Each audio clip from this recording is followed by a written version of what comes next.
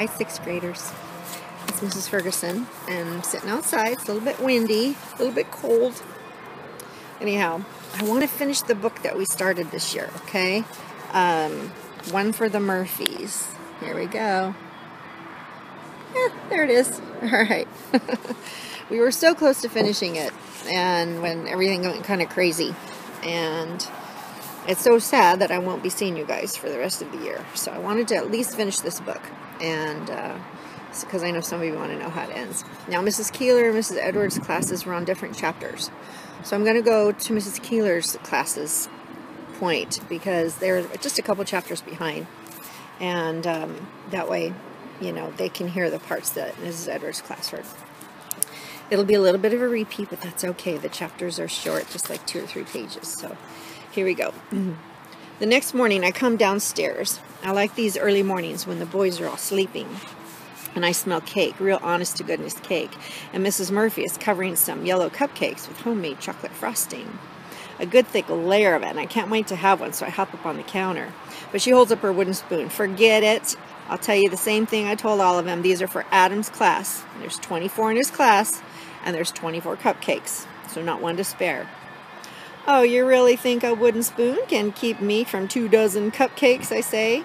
Hey, didn't Family Services warn you of my violent tendencies? She shakes her head, and now I kind of wish I hadn't said it, especially since Mrs. McAvoy could be ringing the doorbell at any moment. What? I was just kidding about the violent tendencies thing. Well, I don't like it when you describe yourself in a negative way. I don't like to hear you say bad things about yourself, even if you're kidding, she says. Oh, God love this woman, but she is just a bit over the edge. I'll tell you what, I say. I'll tell you how beautiful I am if you give me a cupcake. But she holds up her spoon again. Carly Connors, you know, you really are beautiful, but beautiful or not, there's no cupcakes for you. So she thinks I'm beautiful. And she goes back to Frosty. So, did you get a chance to talk to Tony? Yeah, but it didn't go well. Well, sometimes people just need time, that's all. I'm sure it'll be okay. I hope she's right. And then the doorbell rings, and she goes to answer it, and I plot how to steal some of that frosting. And I can hear Mrs. Murphy's happy voice. Oh, Mrs. McAvoy, please come in. Oh, no. I'm sorry to be so early, but I added this to an already busy schedule. Oh, is there news? Well, not that I've heard. I just need to make sure Carly's okay. Carly? Mrs. Murphy looks confused, and I appear in the foyer. Mrs. McAvoy's eyebrows kind of go up. Well, you look okay. Better than okay. Is this something Family Services does, you know, routinely? Mrs. Murphy asks. No. Carly called me, expressing an interest in leaving. Carly? Is that true? Says Mrs. Murphy, and the pain in her face rips through me. Mrs. Murphy stumbles over her words. Well, then, are you here to take her away from us? Take her away from us, I think. No, I'm just here to see if she's okay, make sure she's in safe hands. What have I done, I think? I never thought of it like this. Well, maybe I kind of did, but I guess I didn't really. So I look up, Mrs. Murphy stares at me, and her eyes are so sad. I wish that she was mad, because mad is easier than this. Carly, Mrs. Murphy asks, do you want to leave? You know, if you do, you're free to go. No, I say, don't make me go. I am so sorry. I don't even know why I called. I just made a mistake. I don't want to go, so please don't make me go. Normally, I would take a look around, Mrs. McAvoy says, but I have a feeling things are okay here. Yes, they are, Mrs. Murphy says. I'm sorry you had to come all this way for nothing. And Mrs. McAvoy leaves, and I feel like such a jerk. After she leaves, Mrs. Murphy turns to me, and she starts shaking her head. I just don't get it, Carly. I don't understand. And I feel like I want to cry, but I can't. It's just that I don't belong here, you know? I'm not one of you. This whole thing, it's just too nice. You mean you don't want it to be nice here? Well, not like that. It's just too nice for me, I guess. And I look only long enough to see her confusion. Carly, are you saying that you don't belong here because it's too nice? You asked to leave because we're too good to you? Yeah, maybe that was it, I think, so I nod. Carly, how can that be? Well, I hate it, I say. You hate that we're good to you, she says. No, I hate it. I hate it that I don't hate it that you're good to me. And now her eyes are filling up with water, and I feel like I want to crawl out of my skin. Oh, Carly, Carly, that's all she can say for a long time. But I stay because I trust her enough to want to know what she'll say. Carly, you deserve everything good the world has to offer. You deserve a family that loves you and cares for you. So I start counting. 1, 2, 3, 4. And she touches my arm, and then she continues, Carly, look at the person you are and the strength you have. It's phenomenal. But it just isn't fair. I know. I truly know. 16, 17, 18. Carly. Huh? You deserve what we have to offer. And more. So much more. How can you say those things, I yell. You don't know that. And I step away, and the pain in my throat and the wetness in my eyes, it scares me. And I don't know why bad things make me stronger and nice things make me weak. I do know, Carly, because I've lived with you for 6 weeks now. And I watch you with my boys, all the sweet things you do for me. Don't you think I've been paying attention? Give me a little credit. And then she smiles, kind of a sad smile. And that's the thing. Most of the time, it wasn't like my mother told me I was anything, good or bad. But when Mrs. Murphy tells me I'm smart, I am. When she tells me I'm funny, I am. And when she tells me how thoughtful I am, I become that. I swear, if she told me I was a duck, I'd start looking at my feet to see if they're webbed. Carly, she says. And I wonder why she always says my name. You're so strong. You're strong enough to just hide all this pain that you hold on to. But I think it's time to let it go. It's weak to cry. Crying's for suckers. Carly, it's not weak, honey. It's human. And my insides swirl, and I try to deny my body its right to tears, and I begin to tremble, but I cross my arms and I straighten my back, trying to keep it away. So I start counting the spindles on the staircase, but it's not helping this time. I have to go. Carly, you don't have to do this. I hesitate. My feet want to run, but my head wants to wait. Stay with me, she says. But spinning away, I run. I make 13 stairs and only 6 steps, and I go into the bathroom and I turn on the water, and I put my finger in the stream and I watch as the stream becomes 2. And I count the splashes that land around the bowl of the sink, and I close my eyes, and I'm willing my body to calm down, swirling, settling in my stomach with a thud. I wish I could feel like I matter to someone for real, because I just want a place to belong. But I'm so different from the Murphys, from everyone here. And then something tells me, a part of me that I don't hear very much, that says, well, maybe you're not. Chapter 31. If you're going to lie to yourself, be convincing. That's the chapter. Daniel and I stand in the driveway again. Daniel stands with his arms folded as usual, like he won't listen to a thing I say. I've been thinking, I say, and I'm spinning the basketball on my finger. Is that why that stuff is oozing out of your ears? Funny. Who knew the kid had so much personality besides mama's boy extraordinaire? Still, I can't help but thinking the story he told me about his dad and the baseball stuff. You know, you actually have talent. I lie. For what? He says. Basketball, idiot. And I give him a shove just to see how he'll react. He takes it okay. You have one major setback. I know what it is, but you won't like it. Well, that I can't get the ball through the net? No. That's going to work out great. And I lean toward him. For the other team. I laugh and I dribble the ball through my legs. No, seriously. And I hold the ball and I look at him. It's that you're afraid. I'm not afraid. Afraid of what? You're afraid of the ball? The players? Taking chances? He doesn't say anything. Look, I say. My old coach used to say that 40% of success in basketball is desire. Another 40% is confidence. You have the desire but not the confidence. What's the other 20%, he says. Paying off the refs? Ha ha ha. Really? You're so gullible, I say. Do you believe everything people tell you, Murphy? Fine, he says. Well, don't get all wound up again, I tell him. I'm trying to help you, remember? Besides, we basketball morons have to stick together. And I smile, hoping it'll make him laugh. I still don't think that I'm afraid. Then why do you act like you are? Like when, he says, stepping back. Like when you have a perfect shot, but you pass it instead of taking the shot yourself. Or someone is coming by you with the ball, and you just let him go right by. Yeah, I guess. Do you know what courage is? Give me a break. Listening to you? He folds his arms. No, that would be dumb, and I wink even though it feels unnatural. Tell me what it is. Not being afraid of something, he says. No, I tell him.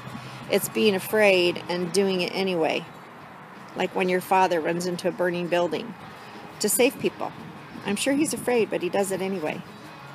Well, maybe you should run into a burning building, he smiles. And now I wonder if I don't actually like him a little. After you make the Celtics, my life can't be spared until then, I tell him. Well, I'll work extra hard then, he says. I laugh. And as I hear him join me laugh, I bend over to rest my hands on my knees. I wish I'd known earlier that you were so funny. Well, maybe you would have noticed if you weren't being a jerk all the time, Daniel says. Me? You were being a jerk too. Well, why wouldn't I be mad, he says. Like the night you ran out of the house. Oh yeah, I say. That feels like such a long time ago now. The night I ran to the orchard. Yeah, that was a lousy night. You could say that again. That was a lousy night. He ignores me. No, my mother, she was wicked mad at me because you left. She wouldn't stop crying about you until my father finally came home, and then she could go look for you. And I couldn't understand why she flipped out so much. She said I was acting selfish. She's never said that to me before. I guess I still don't get it sometimes. Your mother she's been nice to me, but she'll never be my mom. He nods again. All right, so Dan, the man, and he kind of smiles a little. Another thing, you have to walk onto the court like you can do anything, even if you can't. Well, what's the point of lying to myself? Well, something about it, I say. It just works. Besides, if you put off vibes that you can handle yourself, other people will start treating you that way. Because everything is attitude. I learned that at home. I guess I did learn some good things from my mother. He looks surprised. Well, you never talked about your home. Yeah, well, how come? Well, let's just say, Daniel, you're pretty lucky.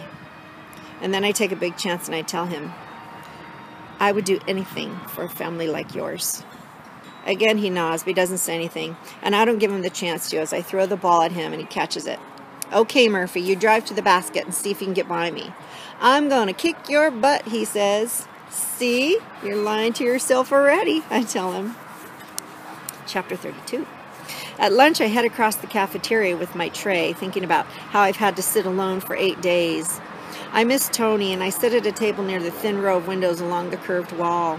I move the carrots around my plate, and as I do, a carrot hits me in the chest. Just what I need. Stellar. Throw food at the noob who's already sitting alone. I look up, and Rayner's at the next table, and I have a feeling it's time to pay for what I did to him at the restaurant. He smiles. Hey, find your mother yet? You might check under a rock. And he laughs before throwing another carrot at me. Normally I would stand and tell him off, but I don't even care. I don't care about anything. I just want to walk out the front door of this school and just keep on walking and walking. Then another carrot hits me in the face. Is your brain any bigger than that carrot, Rayner? Tony asks, dropping a tray at my table. Do I need to teach you another lesson? In your dreams, Rayner says. Tony's loud laugh gets the attention of everyone nearby. Oh my God, that comeback, she says, putting her hands over her heart. You're brilliant. He looks at me, but he still talks to her. So, why don't we send the orphan back to where she came from? Don't they have homes for kids like that, like a pound for dogs? And he still has eye contact with me, and then he pretends to pant like a dog, and Tony laughs. Oh, so you do want to fight me then, huh, Rain Cloud? Oh, I would toast you, and you know it, because we're not kids anymore. And then she gets serious, and she leans toward him. Look, you waste. I don't know who would win, but I promise you that I would at least bloody you up enough to make you the laughingstock of Smith Middle School. And he sits up straighter. Oh, you think so, huh? Tony shakes her head in disgust. Even though you'd need a magnifying glass to see your reputation, you wouldn't really want to mess around with it, would you? Rainer shifts his weight, trying to decide what to do as Tony glares at him, and he finally turns away. So with a smile, Tony sits across from me. "What's with these carrots?" she asks. I can't blame Rainstorm for chucking them, really. I would sooner eat live locusts than eat those. "Thanks," I managed to say. "Thanks for helping me out. Did you ever think that maybe I just wanted a clean table so I could eat my lunch?" She smiles. "You know, it's not all about you, Connors."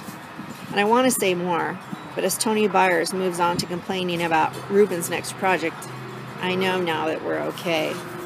Chapter 33, Out on a Limb. I've been with the Murphys for 46 days. The spring weather is finally here for good. It's not here, it's a little cold out here, guys. And the trees are filled with leaves, everything's blooming, and it would be 100 degrees in Vegas now. I like it here. Daniel and I are shooting hoops when the peace is broken by familiar yelling. 3 houses down, we see the younger Murphy boys with a kid wearing overalls, and Michael Eric is holding his stomach and crying. Daniel and I race down the street. "You touch my brother again," Daniel threatens, "and I'll knock you in next week." The overall kid steps up. "Michael Eric's a baby. He needs his big brother to help him." So Michael Eric hugs my leg, and I place my hand on top of his head, rubbing his hair. "Who's this?" the kid asks, like I'm something he found on the bottom of his shoe. "No," I say. "Who are you? The neighborhood farmer? Aren't you a little old for overalls?" I step up to him, and he looks about 9 years old, but he's skinny enough for a stiff breeze to carry him away. And Michael Eric talks through his tears.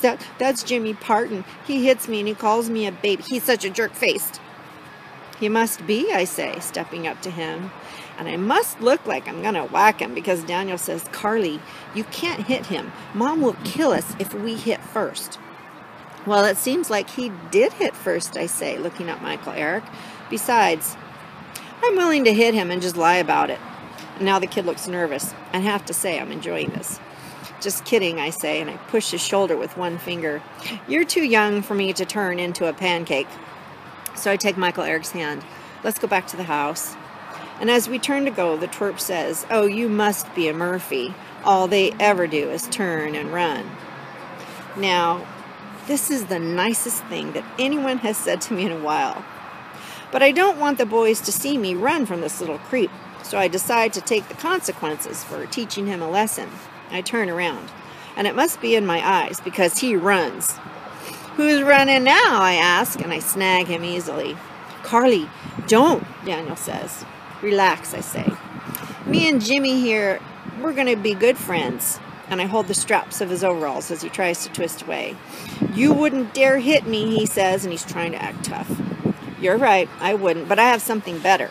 So I drag him by the straps of his overalls to a tree in the side yard. And it has some nice climbing branches, so I find a short, solid one. And I hoist Jimmy into the air, and I hang him by the straps of his overalls on the tree, and he dangles there like a Christmas ornament, kicking and yelling. "Touch a Murphy again," I say, "or tell anyone that I did this, and I'll hang you from the gutters next time." And I mean it. Adam and Michael Eric run back to their house, and I follow, Daniel walking beside me. We both look back to see Jimmy squirm and wiggle, and he kicks his feet, and he turns apple red, and he waves an angry fist and is trying to twist off the branch. I wonder what the chances are that he'll keep quiet. Probably not good. But the words, "A family sticks together," is still ringing in my head. Daniel shoves me, and he starts cracking up. "That was sweet to watch, but if my mom finds out, you're really going to catch it, you know." "For Michael Eric," I say, "I don't care what kind of trouble I get in." And Daniel looks up. "And I know you don't. And that's what made it so great." Then he shoves me again, and I shove him back, and then we laugh, and we walk through 2 more of the neighbors' yards. It feels pretty good. When we get back to the Murphys, Michael Eric flashes his crooked baby teeth, and he holds up his arms. "Carly, you're my hero," he leaps. And in my guts, I'm leaping too. If there's any punishment for making Jimmy into a Christmas ornament, well, it will be completely and totally worth it. Chapter 34, Defying Gravity. Today, Tony arrives while I'm sitting on the kitchen counter helping with dinner. "Hello, Tony. It's good to see you again," Mrs. Murphy says. She and Tony smile at each other. "Hey, Connors," Tony says, and then she motions to Mr. Murphy. "So does he ever eat or go to the bathroom or do anything but watch the Sox on TV?" "Well, he does put out fires," I say, "and that's pretty good." "Putting out fires, huh? Like the Sox going up in flames in the bottom of the ninth? An ocean couldn't put out that fire." "I heard that," Mr. Murphy calls from the other room. Mrs. Murphy laughs. "Oh boy, here they go." "Hey, I thought I told you, Carly, she's not allowed over here," he yells. And I know he's kidding, but still he makes me nervous. Tony walks over. "Well, I could wait 86 years to come back, because that's a really, really, really long time, don't you think?" "It wouldn't be long enough," he says, and they both laugh. And I think how funny it is that they're so alike. "In fact, I was thinking," she adds, "have you ever considered that it was Murphy's Law that the Sox couldn't come through all the time? I mean, does Red Sox Nations know it was your fault?" "Tony, can you tell me how it came to be that you actually root for those blowhard Yankees?" And Tony's face darkens just a little. "Well, my dad loves the Yankees. He and my mom grew up in Jersey, and, well, it gives me a reason to email him every day." And she reaches into her back pocket and pulls out a folded piece of paper. "I print and I carry his note with me the next day. And he doesn't usually answer, but sometimes he does." Mrs. Murphy stopped, and she turned to look at Tony.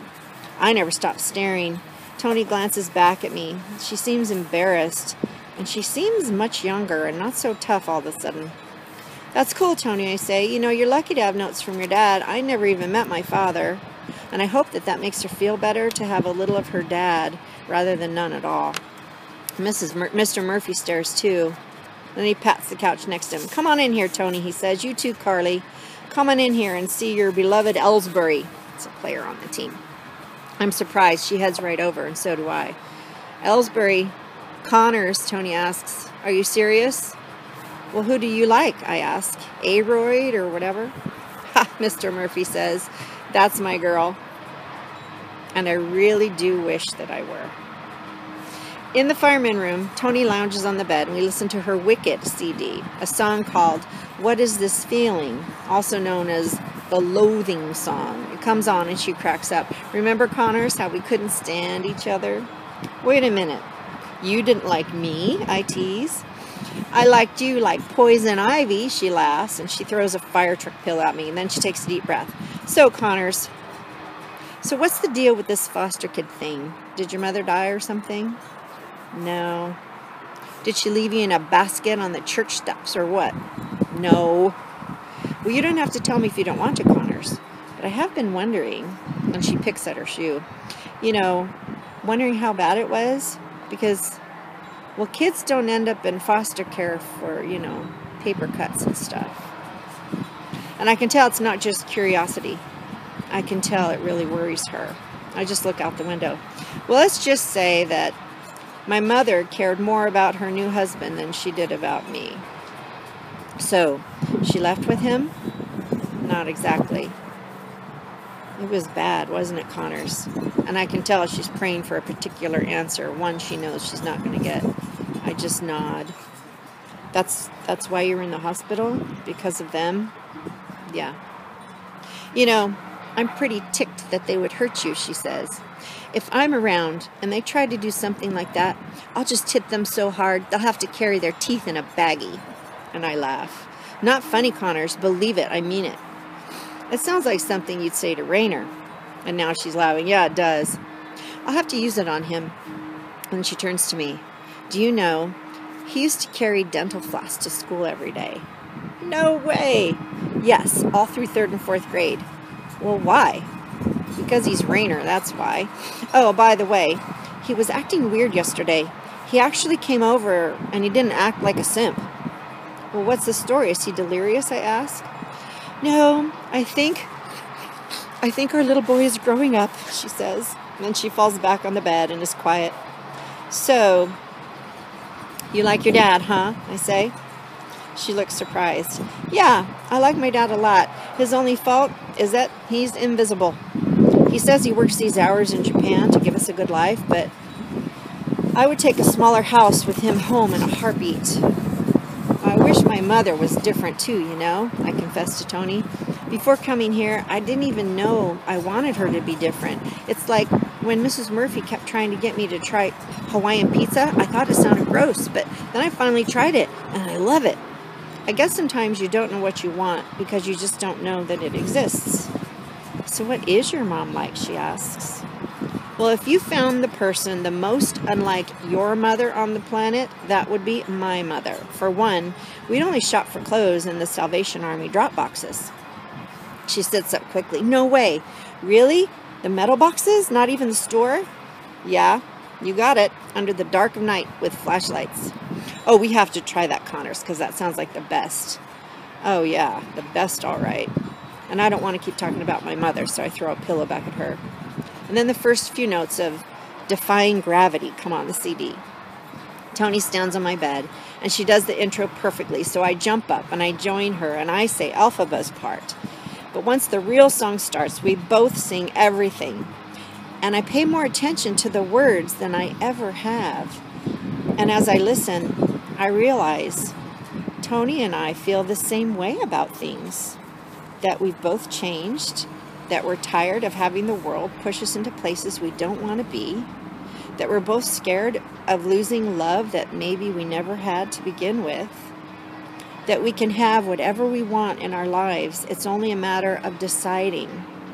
But Tony and I, we don't have to do it alone because we have each other. Order on the court. Carly, Mrs. Murphy says, Daniel has a game tonight and it would be nice if you would go. I bite into a saltine. Sure, sounds good. A few weeks ago, it would have been more likely that I'd run off and join the Russian army than find myself actually liking Daniel, but I do. So when I sit down on the bleacher next to Mrs. Murphy, I haven't brought a notebook or something to read. And before the game, I grab him by the shoulders and I shake him. All right, Murphy, you go kick some you-know-what. Remember, dribble, low to the floor, protect the ball, protect it. And don't forget the arc on your shot, okay? Got it. Take a shot if you've got it, I yell, because you are invincible. Remember that. Mrs. Murphy stares at me. Hang on, I make sure they're not going to mow the lawn. Okay, I think we're good. Mrs. Murphy stares at me. What? I say. Is something wrong? She sputters. Are you kidding me? No, I just can't believe it. I couldn't be happier. And I turn in time to see Daniel take a shot. It almost goes in, but it rolls out. He looks nervous. That's okay, Daniel. Keep at it. Then Daniel makes a decent pass. Later, he makes a good bounce pass to another player who goes in for a layup. And he pumps his fists and he looks at us. And then, unbelievable, Daniel makes a basket. And I'm on my feet. And Mrs. Murphy looks back and forth between Daniel and me. The rest of the team is already running back up the court as he stands there with a smile covering his whole face. And his coach yells, Daniel, keep him moving. Down on D. He wakes up. He follows his team. Within about 4 minutes, he dribbles the ball down the court, and he shoots for another basket, which misses. I clap. That's okay, Daniel. Way to take the shot. And Daniel's taken out for a while, but we make eye contact while he's sitting on the bench. And his coach ruffles his hair, and he smiles, and I give him a nod and a thumbs up because I remember how my coach did that for me. And when Daniel goes back in, he takes a shot from beyond the arc, and I swear I stopped breathing as it sailed up in the air. Swish. And I'm on my feet yelling, Dan the man! And his mother claps just like the kid won the lottery. Even Adam and Michael Eric pull their heads out of their matchbox game to look. 2 of Daniel's teammates high-five him, and the kid is happier than I have ever seen him. And he only makes the 2 baskets, but he earns some respect from the other players, which feels as good as the points do. I remember. Oh. We are trimming. Okay, I think we're okay. At the end of the game, Mrs. Murphy squeezes my arm. I don't know what you did, but thank you, Carly. It's such a relief to see him happy and having fun. And she shakes her head as her gaze wanders back to the court. All these gifts you have, Carly. All these gifts you have. It's my neighbor. And he's sawing parts of his tree branch, so... Okay, I think we're okay. Chapter 36, Late Night Surprise. On my 52nd night, I wake up to Elvis Presley music, and after lying there for a while, I have to go see where it's coming from. And at the bottom of the stairs, I recognize the song as Can't Help Falling in Love. And any self-respecting Las Vegas resident can sing any Elvis song there is. This one, though, it's not like the others. It's actually kind of nice. So I sneak through the dining room, and I lay my hand on the door frame leading into the kitchen, and I lean in, listening. Mr. and Mrs. Murphy are dancing. She rests her head on his chest, her arms around his waist, his cheeks on the top of her head, and they're moving back and forth around. And I've seen my mother dance with plenty of guys, and it always kind of grossed me out. But this, well, this is a real love story come to life. I mean, they're just dancing, you know, but I can feel it. And everything else I see during the day makes sense. The way he puts his hand on her waist as he reaches around to get a glass from the cabinet, and the way they look at each other and laugh when the rest of us are wondering what's so funny, and the way he winks at her across the dinner table. Gosh, what would it be like to love someone like that? Does my mother even know what that's like? And will I? I don't watch for long because I feel like some sort of weird stalker. And as I head back upstairs, though, I feel lucky that I at least got to see that. Chapter 37, Sinking Feelings and Other Plumbing Problems. Mrs. Murphy comes into my room, closes the door as if it could break, and she sits on the bed. I have some news for you. I take a deep breath and I hold it. I spoke with Mrs. McAvoy. There's some good news for you, Carly. And she's sitting up extra straight, and she bites her lip a little. She isn't happy at all, just trying to make me think she is. It turns out your mother is doing much better. In fact, she's going to be transferred to a rehabilitation facility. Rehab? Like for drugs, I say? No, she says, physical rehab. She needs some help overcoming her injuries. They're going to have to teach her to walk again. Wait, my mother can't walk? I don't react, though, on the outside anyway. Well, she will. She just needs some time, and, well, she wants to see you. I've waited for this for such a long time. But now that it's here, I don't know if I want to go see her or not. That's great, I say, and I try to smile. So we'll give her some time to settle in, and then we'll go visit her. How would that be? How would that be, I think? She asks like she wants to know if I want rainbow sprinkles on my ice cream cone. Okay, I say. So what are we having for dinner? Oh, that chicken casserole thing that I do. Oh, the one with the stuffing? That's wicked good. Actually, I feel a little better now. Yeah, it is. I mean, I'm glad you like it. And she's really studying me, trying to figure out what's really going on in my head. Mrs. Murphy? Yeah? Is my mother going to prison? Remember that policeman who was here? He said my mother was in trouble. No, Carly, she's not in trouble. I was going to talk to you about that. It seems the charges against your mother have been dropped in exchange for her testimony. You know what that means? I nod. So, she's going to rat on Dennis. And I don't mind if that jerk goes to prison. I don't want my mother to go to prison, but I'm not really in a rush to get back to her either. One more thing, she says. And now I'm both terrified and eager to hear this. She holds out a piece of paper. I have the phone number to her room in case you want to call her. And I wonder what she would say if I actually called. That she's done with me? And I want to take the paper so badly, but I can't move. Like if I took it, it might burn my fingers. So Mrs. Murphy puts the number on the nightstand, and then she leaves. Later that night, I dial my mother's phone number from the Murphy's bedroom, and the phone rings, and I'm not sure what I'll do when she answers. It rings 5 times, and just as I start to hang up, her voice is there, raspy and tired, but it's her. Hello? I count the pictures on the wall. Hello? She asks again. I should say something, but what? That I'm sorry? That I love her? Or that I'm not sure if I'm even sorry? Or that I'm not sure that I love her? Carly, is that you? She asks. And I feel my whole body jolt, like when I got the shock from plugging in our fan when I was little. Yeah? I hold my breath. Oh my God, they told me they put you in some foster care place. Are you okay? That's ironic, I think. Yeah? We'll be together soon, Carly. I promise. And I feel like the things that I should say are things that I can't say. And the things that I can say are the things that I shouldn't say. Carly? Yeah? Huh, my girl is not usually at a loss for words. My girl? Yeah, I say. I hang up the phone. I don't even say goodbye or anything because I want her to wonder what I might have said. Or maybe that's just me who would spend all that time wondering. Chapter 38, when you care enough to send the very worst. Mrs. Murphy's back is to me as she makes me a sandwich for school, and when she turns to hand me the brown bag with my lunch, I can see trouble on her face.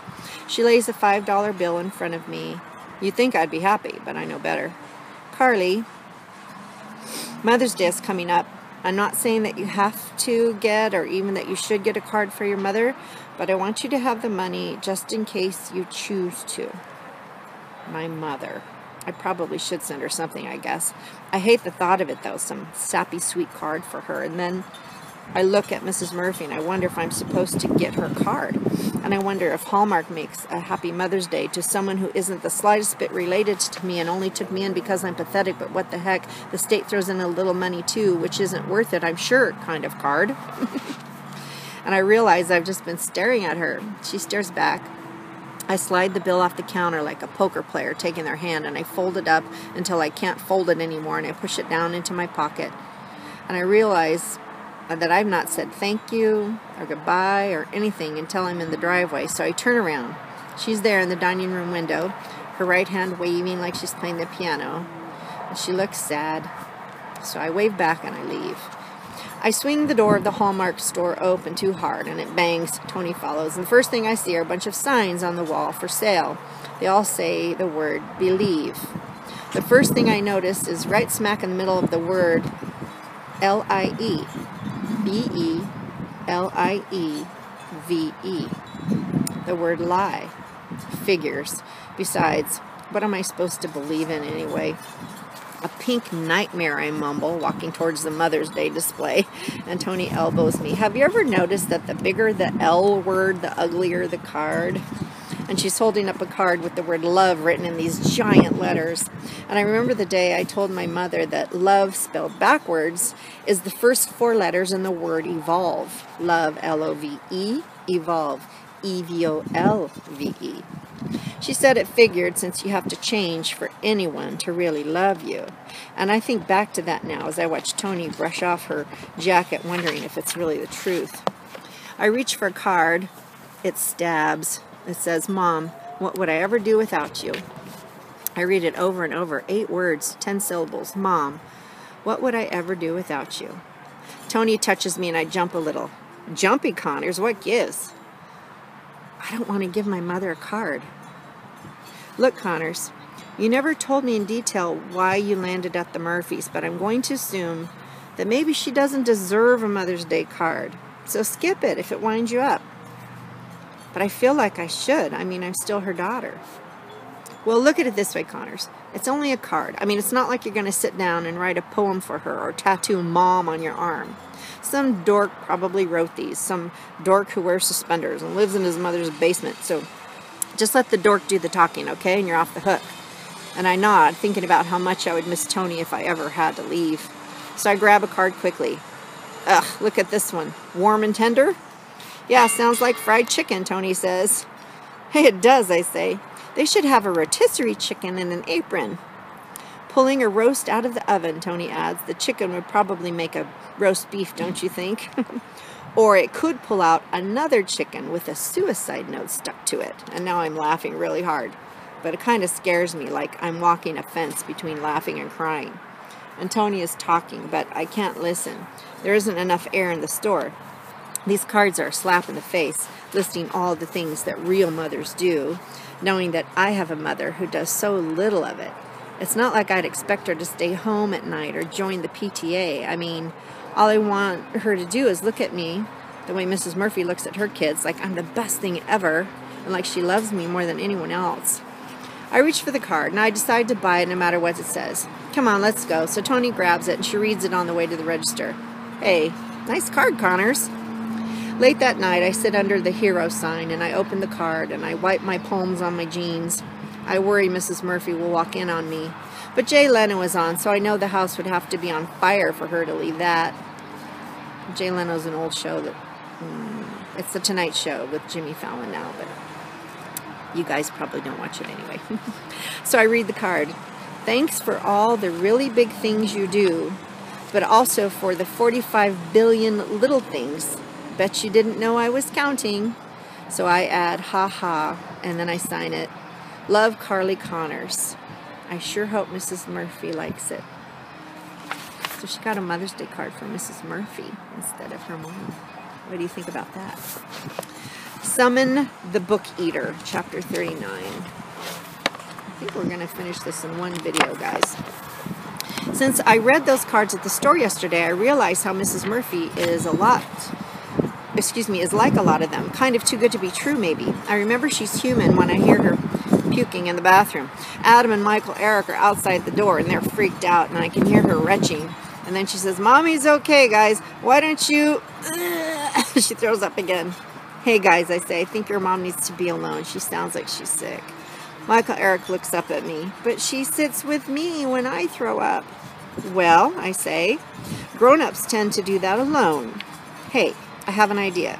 Would you like to see my secret reading cave? And their eyes widen. Get some books, and we'll find the secret reading cave, and I'll read to you. So they run off, and I knock on the door. Mrs. Murphy, I'll read to the boys so you can sleep for a while, and then I can also make dinner and put them to bed and stuff, okay? And there's a really long silence. In fact, I worry that maybe she's fallen or something, and finally she says, thank you, Carly. That might be good. So I grab a flashlight out of the garage, and I meet the boys in the family room. Follow me, I say, and I put my pointer finger over my mouth. Be very quiet. The book eaters may hear you. We must reach the magical secret reading cave before they see us and eat our books. Wicked awesome, Adam says. If I see a book eater, I'll kick his butt, says Michael Eric. Well, what do they look like? Book eaters, I say. Well, they're big and heavy like tanks. The color green, too. Unless they stand in front of something and then they change, like chameleons. Adam smiles. Well, that way they can hide. But when they smile, you can see their teeth. And they're usually chewing on pages. They devour books like you guys eat ice cream. Wow, that's fast, Adam says. Michael Eric nods like he's proud of how fast he eats. Here we are, I say. The secret reading cave. The closet? Adam asks. Not a closet. A secret reading cave. Safe from the book eaters. They scurry in, and we settle down on the floor, the cleanest closet I've ever seen. Any sound we make is shushed by Michael Eric, who's afraid of being found. I sit cross-legged while each of them leans on one of my books. Michael Eric sits Mr. Longneck up to listen to. Which book should we read first, I ask. You scare a book eater away by loving a book, so let's read a favorite one first. Michael Eric grabs a bright green one. This is Mommy's favorite. Adam nods. The Tree and the Boy book. Yep, she likes that one. The Giving Tree, I read aloud. It's about a tree and a boy. Simple enough. But every page, it starts to annoy me more than the last because it's dumb. The tree in the book is so nice, no matter how much of a twit the boy is. Why would the tree do that? I finish it, but I'm happy to get to a book about trucks that even the boys enjoy more. But I just can't get the Giving Tree out of my head. I really wish the book eater would come by so I could slide that book under the door and let him eat it. I love the Giving Tree, and I think a lot of you have read it too, and you probably like it. I wonder why she doesn't like it so much. Ironing the wrinkles in. Chapter 40. When I wake up, I check on Mrs. Murphy, and she's ironing. You feel better? I'm okay.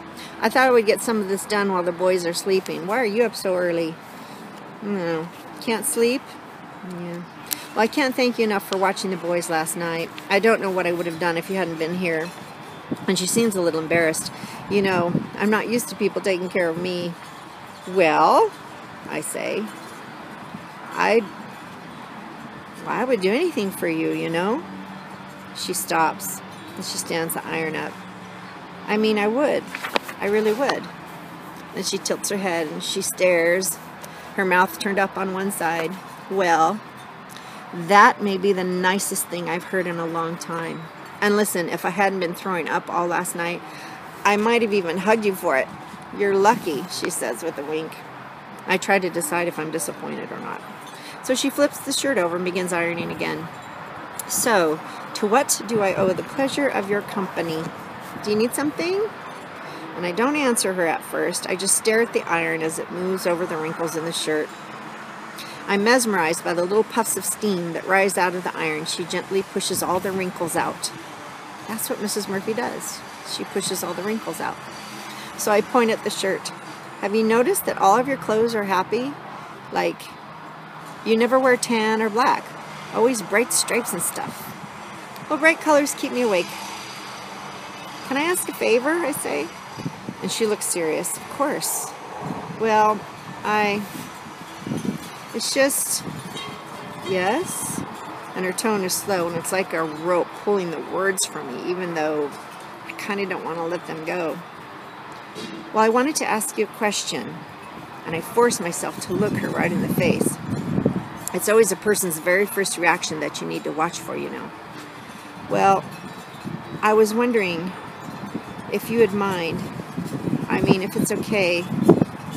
Come on, spit it out, she says. Well, if it's okay, if I can call you Mom. What do you think about that? Her smile fades, and it's replaced with worry. Carly, and I ripped. Oh, I know it's pretend, and it's only for a little while, you know, until I have to go.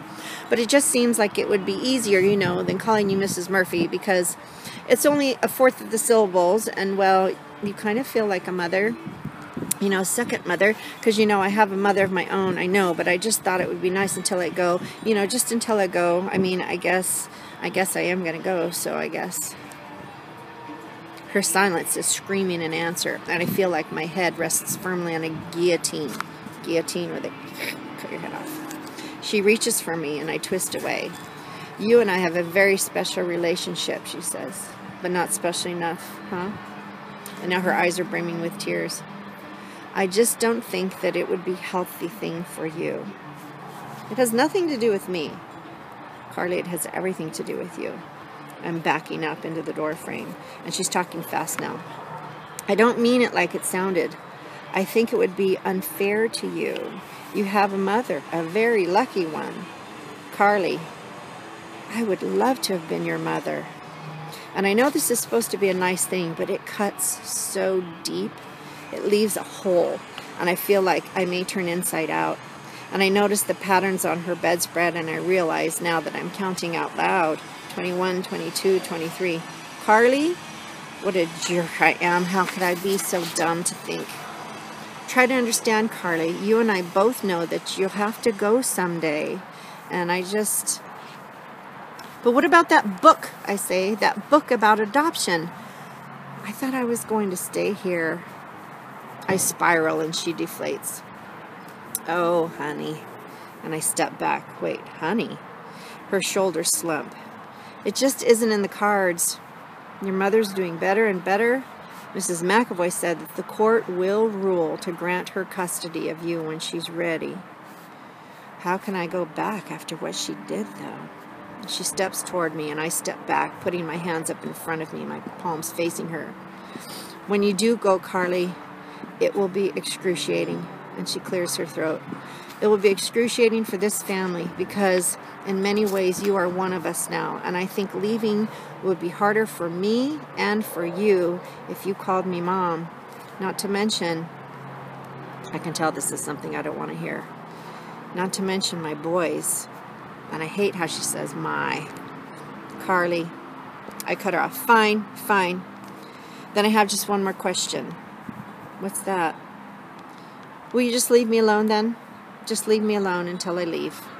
And I run before she can answer. And I really want to hate her, but I can't. And I feel so sad. I can hardly stomach it. Mrs. Murphy didn't mean to, but she taught me what I will never have. She brought me to the candy store, and she gave me just a taste, just enough that I will always know what I'm missing. And those kids, always watching them live here, the knowledge that I am not loved like her kids are, not by her, not by my own mother. I have to remember I must remember, don't forget your place. Don't forget who you really are. So sad, huh? Some of you asked me before we went out, do they adopt her? Does she stay with them? So it kind of seems like we know the answer to that now.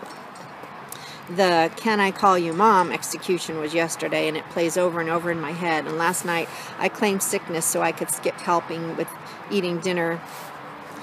Even when she resorted to making an apple pie, I refused, and it killed me, but I did.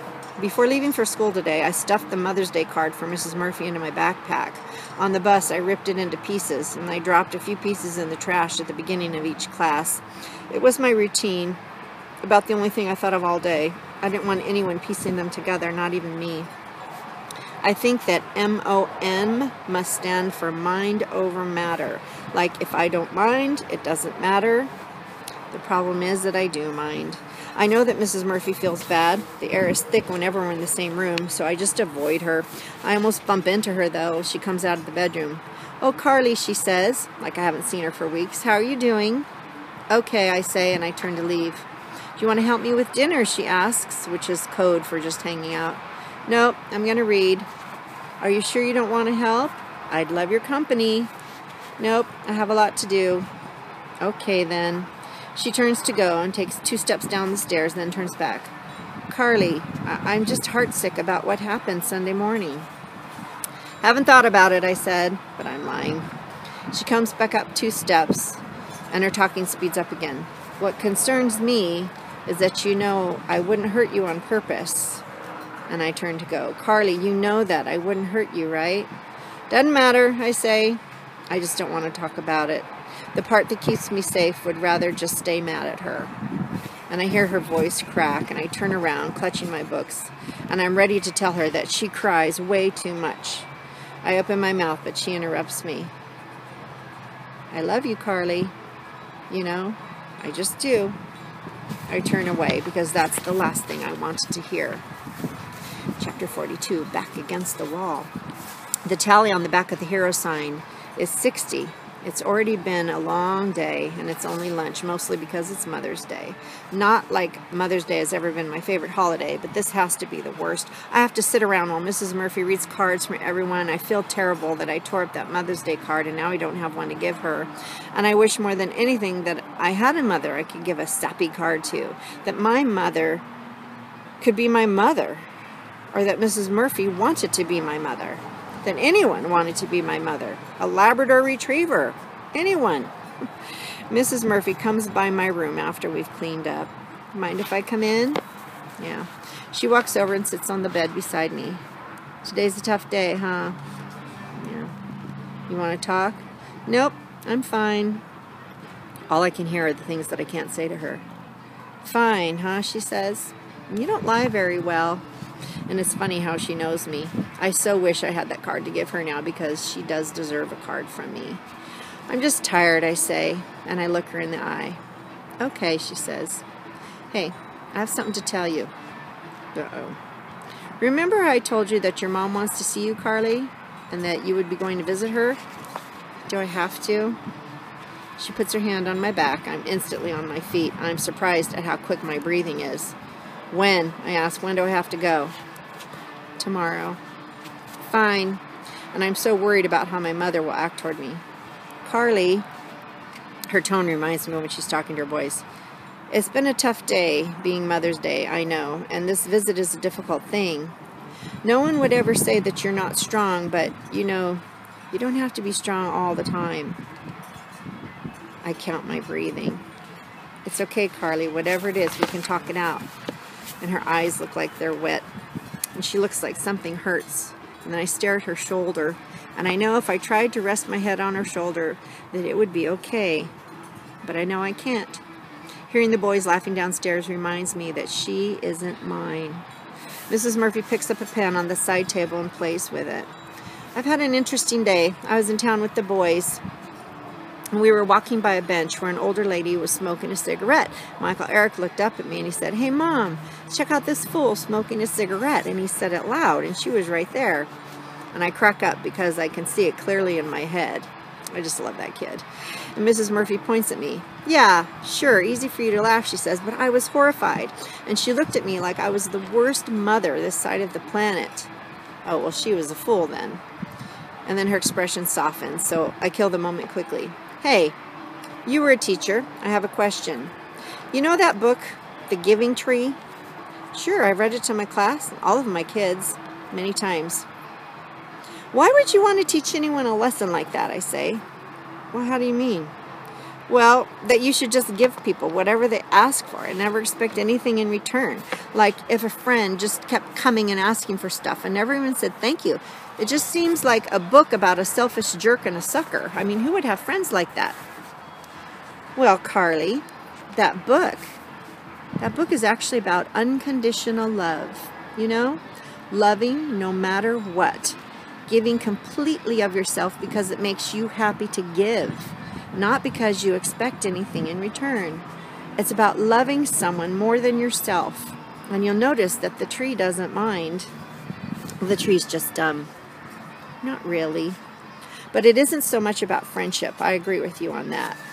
What do you mean you agree with me, but you don't agree with me? I don't get it. Carly, honey, it's about unconditional love. The Giving Tree. It's about a mother's love for her child. And now I step back against the wall again. Pals, spelled backward, chapter 43. What are we doing here? Yeah, we just got a few more. We're going to go ahead and knock this out and finish it. My mother's room smells like a mixture of rubbing alcohol and floor cleaner. The walls have cheery yellow and blue stripes. I guess they're supposed to convince you you're happy to be here. My mother's face is so white it looks like it's dusted with powdered sugar. It's also thin, and as I walk up to her bed, I'm kind of afraid to touch her. I bend over to see if her chest rises and falls, and I open my mouth to say her name, but all I get out is a squeaky sound, and she opens her eyes. Carly Cake, she whispers. Hi, Mom, how do you feel? And the irony of the question winds through my head. And she reaches out to me with an open hand, just like she did that night, the night I thought she was reaching for help. And now my chest hurts, and she begins to sing, raspy and slow. We're pals together, rootin' pals, tootin' pals, birds of a feather. And I see the words as she sings them, and I realize that pals, spelled backward, is slap. How's my girl, she says. And that reminds me of Mrs. Murphy. And there's a feeling deep down that shoots up through the middle of me, and I try to shove it down, but it wants to come up no matter what. And the way she talks all nice and calls me Carly Cake. It sounds the way it should, but it doesn't feel the way it should. And I want to tell her never to call me that again. She doesn't deserve to, but instead I sit down, I put my palms together, I stuff them between my knees, and we're both quiet for a while. And I can feel it. Two broken hearts, neither one knows how to fix anything. And she just stares, and I can't sit still. What? I say.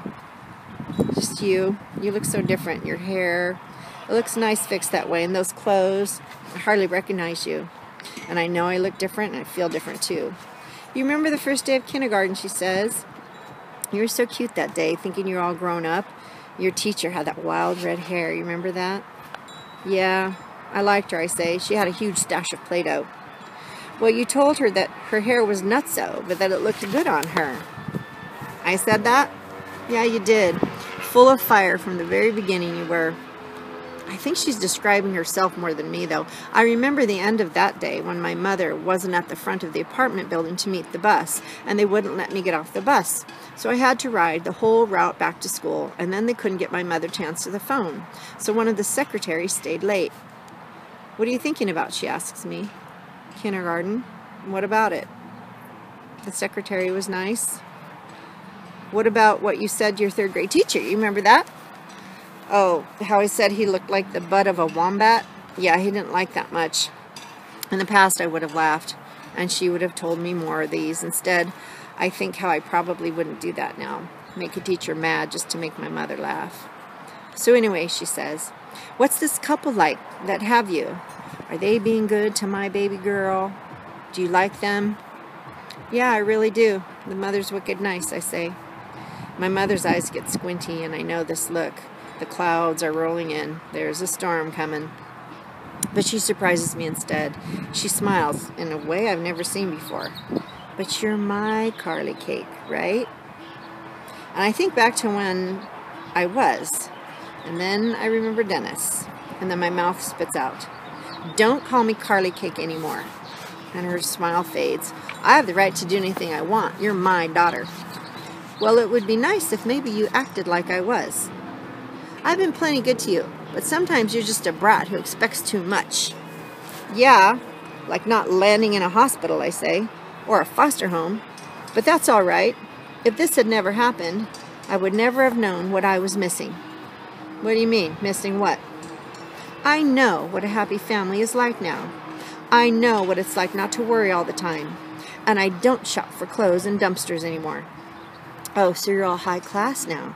It's all about the money?" "No, it's not. It's about feeling like someone cares if I'm okay. Can you see me in this bed? Nothing like kicking a person when she's down. It's better than holding a foot." As soon as it comes out, I wish I hadn't said this. "Sorry," I say, and I actually am. Yet I do want her to know that what she did to me was awful. I want her to know so much. That I love her anyway, but I also hate her at the same time. I want her to know that I want to live with the Murphys forever, but that at the same time I would die without her. And there's a lump in my throat, and she's angry. "You're crying now, Carly? So they turned you into sucker, didn't they?" I think about how Mrs. Murphy cries. She's one of the strongest people I know. And there's this welling up inside of me like a glass that's filled too much. So I say, "Why did you do that with Dennis? I mean, why did you hold me like that? Didn't you know what he would do?" "No, I didn't. At first I was just thinking I'm his wife. I swore to be loyal, for better or worse, but I didn't know." "Are you kidding me?" I interrupt. "That's the best you can come up with?" And now I feel like I'm going to puke. "Look, Carly, life is complicated. But fine, I love you. Is that what you want to hear?" It's heartwarming. "Well, maybe instead of coming here to the hospital and upsetting me while I'm in pain, you could keep..." Change of scenery, yes. Had to come inside. Got a little bit windy. Plus, my camera ran out of space. So, we're going to try to merge the two videos as best I can, but here we go. Some pal spelled backwards was slap. That's the chapter we're on.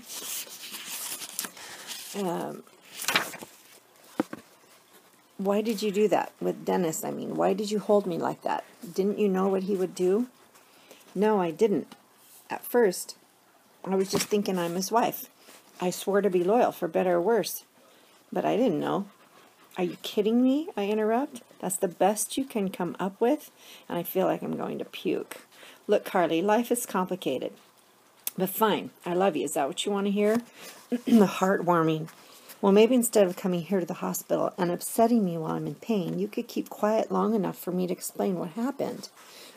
And how I wish she could. But how could she possibly explain holding me down? Carly,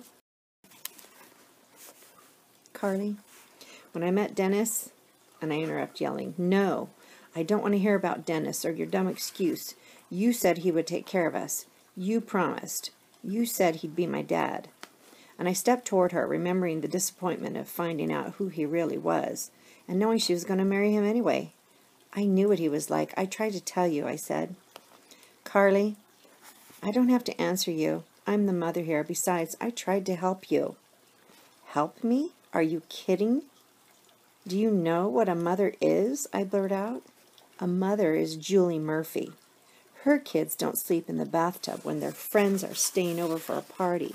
And they're not the only kid who can't sign up for anything because they can't get a ride home. Julie Murphy is a better mother than you could ever hope." And now this shade comes over my mother's face. "Visiting hours are over," she says coldly. "Why don't you just run along with your new mother?" And she waves me out. But I can't leave. I think of The Little Mermaid and how my mother made mustaches for me out of whipped cream, and how we would eat frozen pizza and watch reruns, and how when I was younger she would talk in this funny cartoon voice when I was afraid of the dark. And I remember that in good times she could make my stomach hurt from laughing. "I don't want a new mother," I say. "I just want you to..." But I can't say any more. but I do want to ask why she didn't love me enough, but I'm afraid of her answer.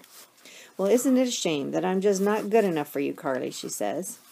And I'm angry now and confused, and I think about running, and so I do. I just run. And then my mother says, well, that family can have you. Chapter 44.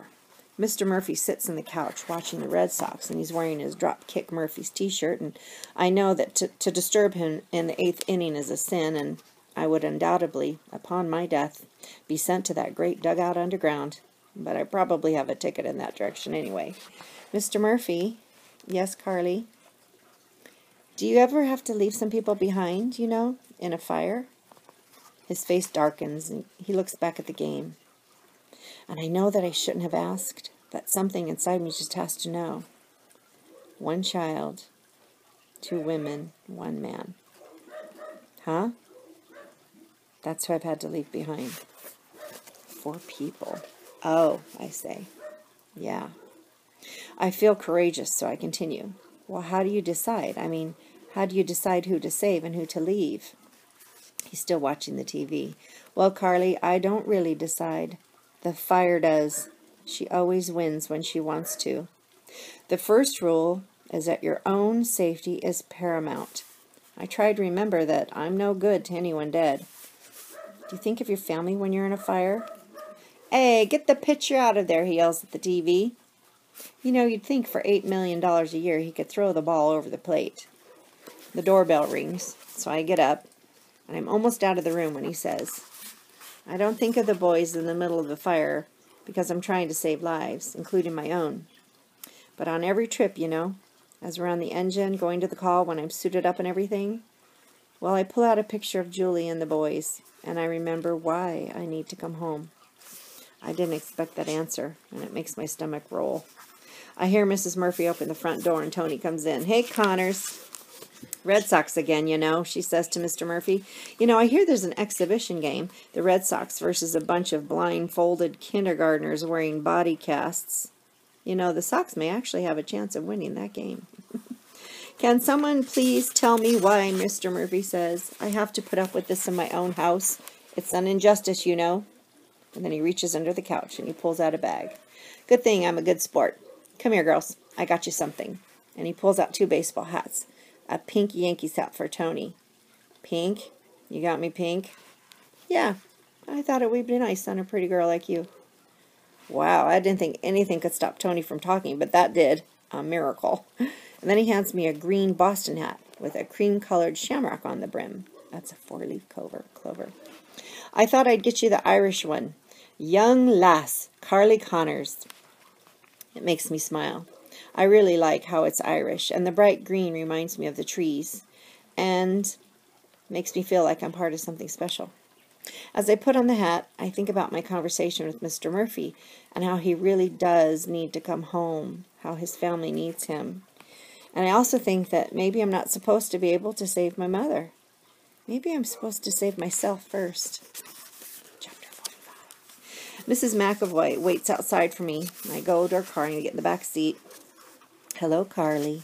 Hey. We pull away from the curb. So you know why I've come to take you to see your mom today? Oh, because I'm her one and only, the love of her life, the light of her days. And now she sounds kind of sad. Yeah, I guess you're still angry. And I think how, you know, I'm not really, not like I used to be. The Murphys calm me, I guess. Sorry, I say. Why did you run from your mother's room? Oh, I'm training for a marathon. And I don't know what it is about this woman that keeps me from giving her a straight answer.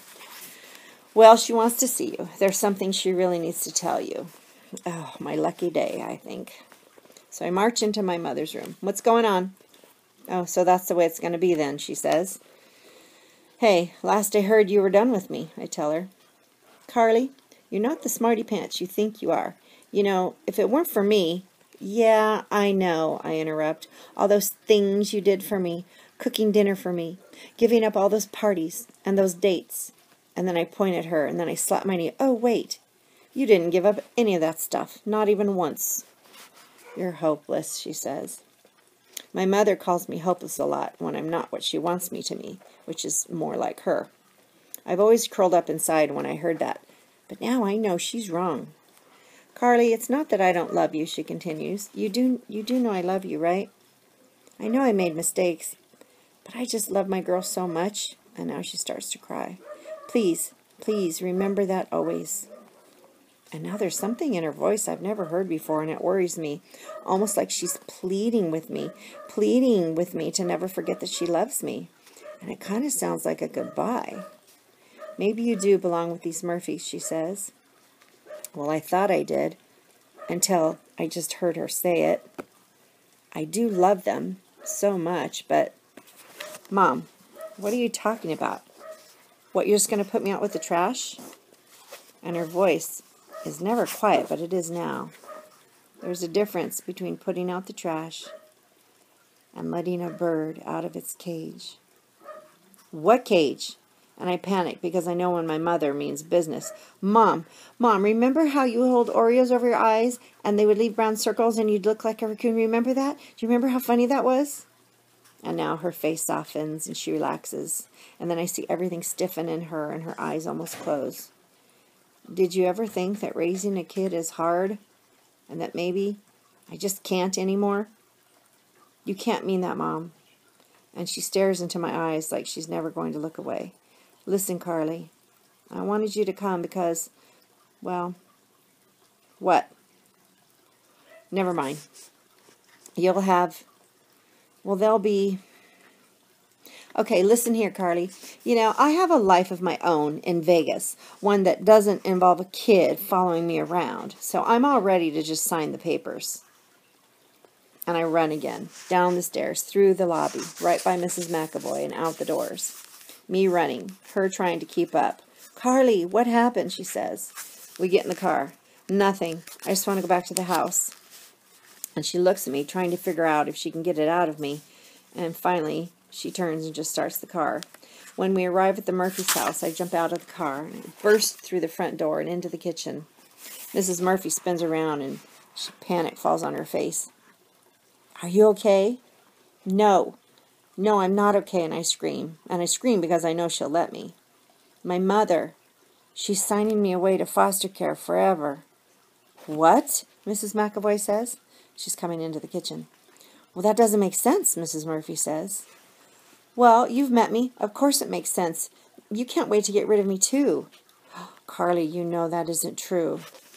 Carly, I don't know what just happened with your mother, Mrs. McAvoy says. But I do know she wants you back. You know, she was beaten so badly they weren't even sure she'd live. Never mind walk. I mean, it's a miracle that she's doing as well as she is. Oh, well, let's just put her face up on Mount Rushmore then, shall we? Listen, Carly, she risked her life for you. From what I understand, the charges against her were dropped because they got Dennis to admit that she hadn't helped him. When your mom realized that he was going to seriously hurt you, she tried to stop him, and so he beat her up too. Suddenly I remembered. Then, finally, I remembered everything. Mom! No, I was screaming as I looked back over my shoulder. Dennis charged me. My mother grasped my ankle, and it tightened, and Dennis kicked me, and then the room spun, and my mother stood, but then she stumbled and she shrieked, No, you monster, you leave her alone, and I could hear scuffling around the room. My mother hit Dennis with a vase, and he yelled, and he swore, and then my mother cried, then he really hurt her. And not long after, I remember someone else screaming, get down on the floor, now.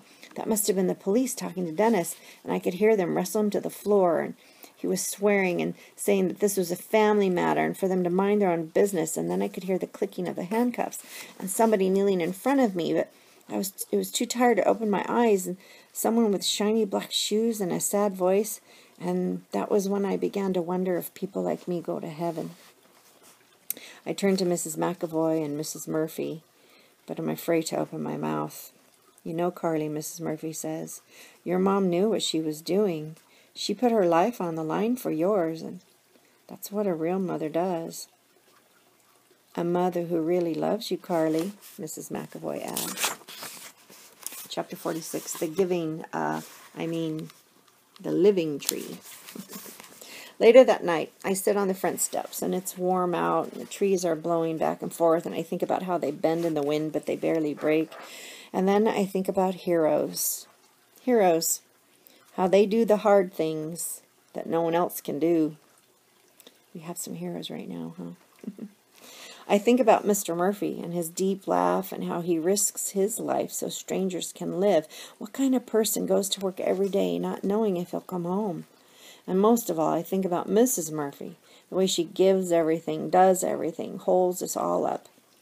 Meeting her makes me feel like God started paying attention. The way she reached in and pulled me out and dusted me off and said that I only needed to be the great person that I already am. I hear the door open behind me, and it's Mrs. Murphy.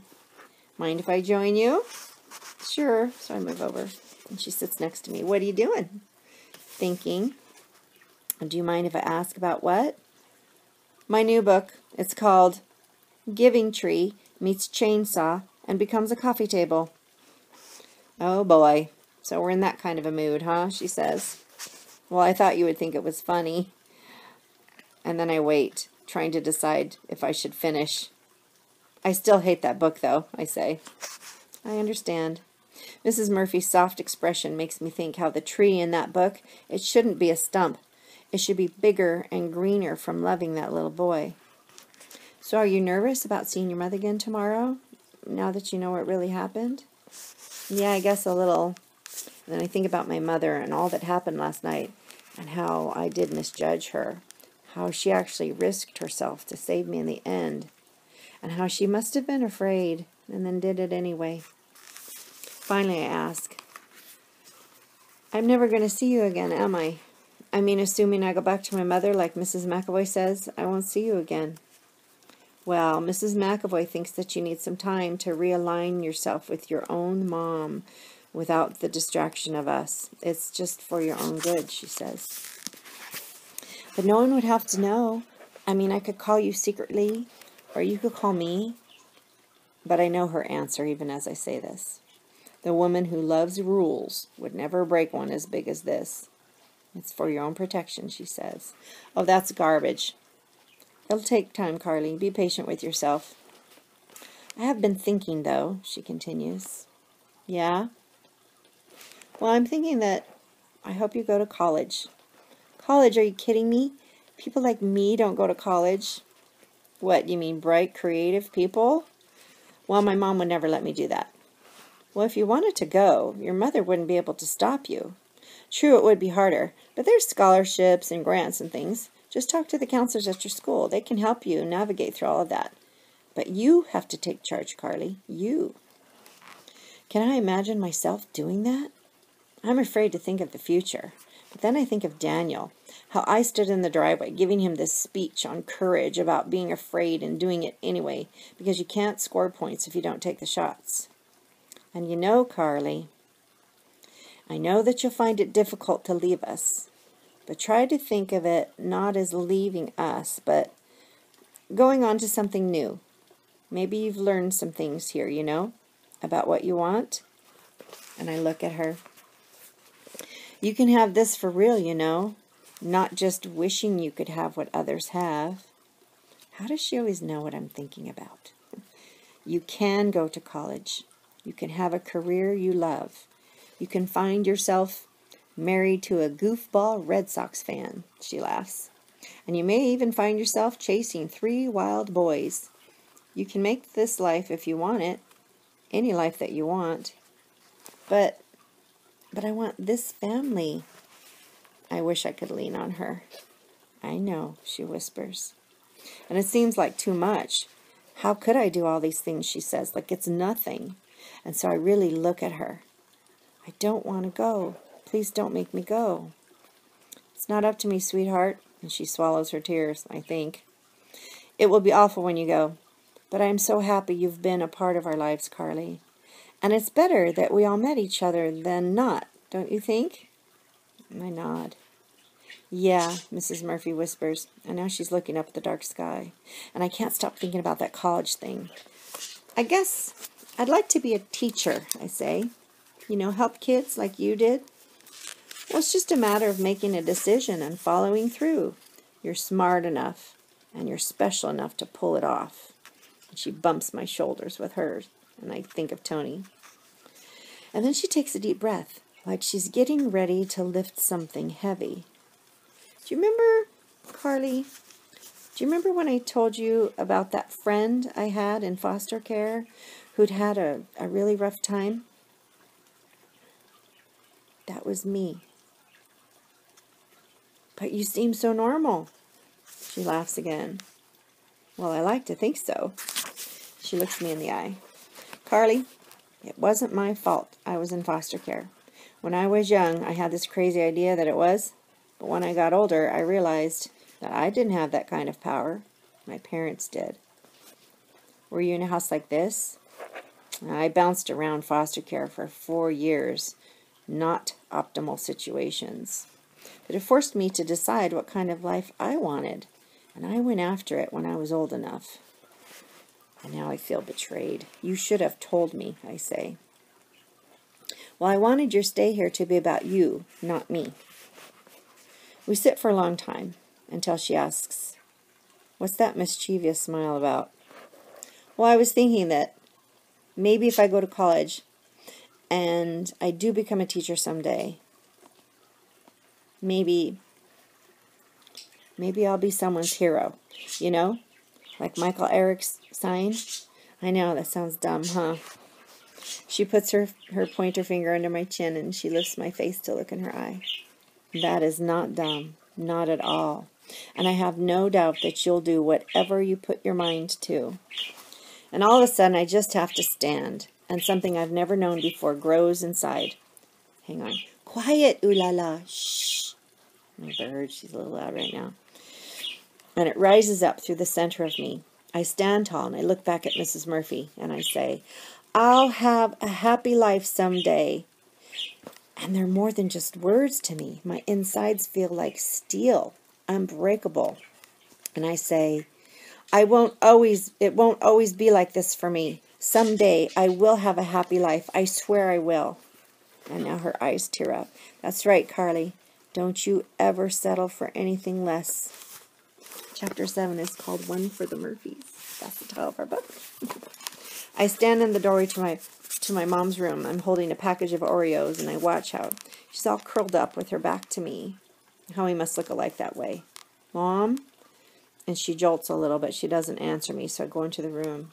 Mom, why didn't you tell me? Why didn't you tell me what really happened that night? Is it true? Did you save me? And I can hear her crying hard. Mom, it's okay. Why didn't you tell me?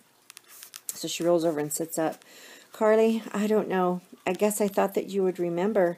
And to tell the truth, well, then when I first saw you again, it's like I hardly knew you. I mean, you were dressed so nice and your hair and all. And then she stares at her lap and she cries some more. And that McAvoy woman told me that the family who had you, well, they really took to you. That you were doing real good, making good marks in school, that you had a best friend. And I just thought that... And she goes silent and finally asks, what, Mom? What is it? Well, I thought it wouldn't make a difference what I had done helping you that night. Not after what I'd done before. Carly, I can't believe I did that. And I thought that if those people wanted to keep you, that you would have a better life without me. But you're my mom. And she lets out a bunch of air all at once. You mean then you don't want that Murphy woman to be your mom instead? It's like the wind has been knocked out of me, but I try to smile. Well, she would never call me at school on my birthday. And she laughs. Oh, my Carly. Oh, I'm so sorry I missed your birthday. And for the first time, I am too. So, you couldn't walk, huh, I say? And I look at her legs. No, but I can walk now, and I'm just about done with the walker, too. They say they have never seen someone work as hard as me, and I should be out in about a week or so. A week. I only have a week, I think. So, we're going to move back to Grandpa's? Well, I've been thinking on this hard, and I think we're Vegas girls, you and I. We have to be in a place where there's life. Things going on, you know. My cousin will give me some cash for a condo, It'll work out. Finer than fine, Carly. You wait and see. Leaving Connecticut? My head tells me that my mom is my home, but the rest of me says I belong here with the Murphys and my best friend. So, start collecting your things, she says. We'll be heading back soon. You'll see. It'll be great. It'll be just like it was. And now I feel my back up against the wall. Well, as I walk into the kitchen, Mrs. Murphy looks up from the counter to see how I am. And it hits me again how much I will miss her. Hey, how are you doing? How'd it go? Is your mom better? I like how she asks how I am before everything else. Yeah, we worked things out. Oh, that's good news, Carly. You know, Carly, if I could talk to your mom, I would thank her for raising such a great person. She's made mistakes, I know, but she's obviously done something right, too. So I blurt out, my mom is probably going to be released next week, and then she wants us to move back to Las Vegas. And I look at her face to see if she cares. Well, that's terrific news for you and your mom, Carly. I'm happy for you both. And I'm sad that she reacts this way, but then I look at her face and I can tell she's forcing it. Not so happy for us, though, Mrs. Murphy adds. And she looks down at the floor and leans against the counter. And then I realize she's never looked down like that. And she whispers now, we will miss you terribly. And I think of my mom and then of Mrs. Murphy, how she's both strong and gentle, the two, twisted together like soft-serve ice cream. And I wish hard that there could be two of me, one for my mother and one for the Murphys. Chapter 48, A Soft Place to Land. Over my last few days with the Murphys, I just keep staring at them, thinking about how I'll miss them, and wondering if they're going to remember me and if I'll ever see them again. While I was helping Mrs. Murphy with dinner, I asked her if I could come see her when I'm all grown up, like if I showed up one day without telling her and just came searching for her, if it would be okay. Carly, there would never be a day when I wouldn't want to see you, she said. And tonight the house is quiet, except for the audience laughter that's coming from Jay Leno playing in Mrs. Murphy's bedroom TV. And I always thought it's funny, on the nights Mr. Murphy is away, Jay Leno takes his place. And then I think about Mom, and I'm freaked out about the whole thing, going back to Vegas. Even if things are okay, it won't be like here. No apple pies, no fresh beds. The days of someone taking care of me are over. And I remember how my mom used to say that we were the same, that the apple doesn't fall far from the tree. But now I think that although the apple does come from the tree, it can land on the ground, and it can roll down a hill and end up in a totally different place. A totally different place. So I steel myself, and I look up at my hero sign again. I'm going to put my head down and do what I have to do. I so wish, though, that I could do it with the Murphys, but I know I belong with my mom. As Mrs. Murphy says, family comes first, doesn't it? Well, heading back to Vegas could be okay. I mean, I had some friends there, and I think of the looks on their faces when I turn up again. But there's a problem. One big thing that worries me. I'm different now. I'm a Murphy. I know, not a name, but I can't imagine life without them. Without Michael Eric and his crooked smile, and Adam with his flaming red hair and his pocket full of cars, and Daniel, intense Daniel, who's more like me than I ever would have imagined, and Mr. Murphy, that crazy Sox fan who managed to soften up Tony Byers. But it's Julie Murphy who will keep a chunk of me here. I have a terrible longing in my stomach. There's one thing I need from her before I go, but I don't know how to ask. I lean my forehead against the glass of the window, and I push, not hard enough to break it, but hard enough to feel like I could. And I think back to the very beginning here, when I watched Mrs. Murphy hold and rock Michael Eric over a small thing like his hurt hand, and I couldn't understand it back then. And now I long for a piece of it. And I know this will be the last time that I'll get a chance to know what that feels like.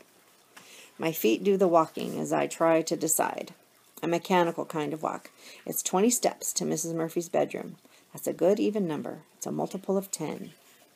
She's watching Leno and laughing and waves me in, and she's wearing one of her happy shirts. There's 10 stripes across the front. I count them over and over and over and over and over. She studies me a bit. She's, all right, tell me. Tell me what's going on. But I shake my head. So she walks to the other side of the room. I stare at Mr. Murphy's picture, his Navy picture, and then I remember the day that I smashed the glass. She turns off the TV and stands in front of me, and I'm holding my breath. She reaches out and puts her hand on my arm, and I jump, but I force my feet to stay put. I close my eyes, and I keep counting 1, 2, 3. Let me give you a hug, Carly. I think you could use one. And I want one so bad, but I shake my head. It'll be okay, she says. But I stand there, glued in place. I want you to be proud of me. I don't want to be weak. I want you to remember me being strong. She laughs. Oh, there isn't a shred of weakness in you. Besides, now, don't you think there's a lot of strength in letting people help you? And she leans toward me just the slightest bit. It's easier to lock yourself away, Carly, but it takes strength to face the things that scare you. It's just that I don't want you to see me like that, you know? A mess, crying like a baby. You mean human? I don't want to disappoint you. You can't disappoint me, Carly. And she looks me in the eye. And I look up to where the ceiling meets the wall, and I stuff 2 fists in my pockets. I can't. I don't know how. I mean, I just don't do that. Sure you do. No, really, I don't. And she puts her arms out. Come here. If you're not going to cry with me, who are you going to cry with? I don't have an answer for that. Come on now. It'll be okay, Carly, I promise. And while my head struggles for what to do, my feet start moving forward, and Mrs. Murphy's shoulder becomes a soft place to land. Her arms come around me and rest on my back. I panic and I stiffen and I pull away, but she won't let me go. It'll be okay, honey, she says. Stay with me. And there's a fire beneath my skin. It makes me very afraid, and I turn my head. I'm looking on the wall for something to count, but there's just the softness of her shirt and the sound of her voice and the warmth of her breath on my ear, and she holds me and she's rocking me back and forth a bit. My body feels like it's not mine. It's very strange, and my eyes begin to water, and my shoulders begin to shake, and then the sounds, my sounds, they make me want to run, but I can't. I squeeze her harder and harder. The way you hold on to the safety bar on a roller coaster when it dips. I close my eyes, and I just bury my face in her shoulder, and I hold on tight. That's right, she says. That's right, honey. It'll be better now. And where once I would have run, I'm now still. And I stand, and then I just collapse in her arms, and I'm depending on this woman to hold me up. And she does. I wake up slowly, embarrassed about the night before, how Mrs. Murphy walked me to my room after I couldn't cry anymore, and I couldn't even stand, and she folded the blankets back, and she tucked me in, and I mumbled and said that I felt like a 5-year-old, and she told me that it's about time I got to be a 5-year-old, and how when she turned to go, I reached out and I grabbed her arm, and when I couldn't say anything, she just simply said, I'll stay. And I fell asleep, knowing she was sitting on the bed watching me, knowing she wouldn't leave till I fell asleep. I tried to stay awake, but I can't remember anything so tiring as crying like that. When I get downstairs, I'm still in my clothes from the day before, and Mrs. Murphy's at the sink. When she turns to me, I feel a little silly, and then her face softens, and she looks at me like she is just seeing the best thing ever. Hey, how you doing today, huh? She says. Fine. Oh, that's right. You're always fine. Sorry, I blurt out. Sorry about what? About last night. And I know what she'll say, but I still want to hear it. You don't have to apologize to me for anything, not ever. Well, I don't know why I did that, because I really don't do stuff like that. Well, not usually anyway. And she smiles, then takes a breath. Well, I think sometimes the heart just leads the way. And I remember a time when her saying that would have made me laugh in disgust.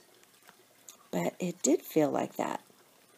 And I guess I don't regret it or anything, but still I'm embarrassed. Okay, I say. And then she looks at me for a couple of seconds before she smiles with a little suspicion in her eyes and says, "Good then."